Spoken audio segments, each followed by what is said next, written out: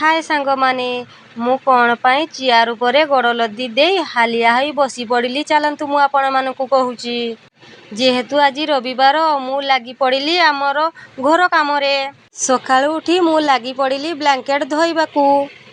କାହିଁକି ନା ଏବେ ଖରାଦିନ ଆସିଲାଣି ଆଉ ବ୍ଲାଙ୍କେଟ୍ର ଦରକାର ନାହିଁ, ଆମେ ସଫା କରି ତାକୁ ରଖିଦେବା। ଭେଲଭେଟ୍ କନାର ବ୍ଲାଙ୍କେଟ୍ ଗୁଡ଼ାକ ଯେତେ ନରମ ଆଉ ହାଲୁକା, ଶୁଖିଲା ବେଳେ ଯେତେ ହାଲୁକା ହେଇଥାଏ, ଓଦା ହେଇଗଲେ ସେଗୁଡ଼ା ବହୁତ ଭାରି ଲାଗେ। ଆଉ ମୁଁ ଏକା ପାରିଲିନି, ମୋ ବଡ଼ ଯାକୁ ଡାକିଲି, ଆମେ 2 ଜଣ ହେଇ ଗୋଟେ ଜାଗାରେ ରଖିଦେଲୁ। ତାପରେ ମୁଁ ଆସିଲି ମୋ ଶ୍ୱଶୁରଙ୍କ ଲୁଗାପଟା ନେବା ପାଇଁ।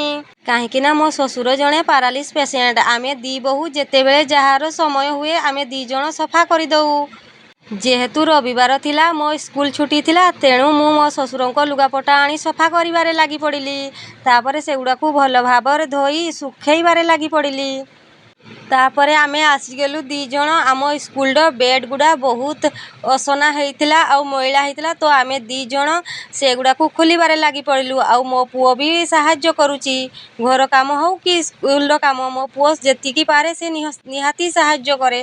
ତାପରେ ଆମେ ନେଇ ଆସିଲୁ ସବୁଗୁଡ଼ାକ ସଫା କରିବା ପାଇଁ। କାହିଁକି ନା ଆମ ସ୍କୁଲରେ ସାନ ସାନ ପିଲାମାନେ ରୁହନ୍ତି ନା, ସେଇଥିପାଇଁ ଆମେ ଭଲ ଭାବରେ ସେଗୁଡ଼ାକୁ ସଫା କରିବାରେ ଲାଗି ପଡ଼ିଲୁ। ଏ ଏପଟେ କାଚୁଛନ୍ତି ଆଉ ମୁଁ ଆର ପଟେ କାଚୁଛି। ତାପରେ ସଫା କରି ସାରିଲା ପରେ ଆମେ ଭଲ ଭାବରେ ସେଗୁଡ଼ାକୁ ଧୋଇକି ଚୁପୁଡ଼ିକି ରଖିଦେଲୁ।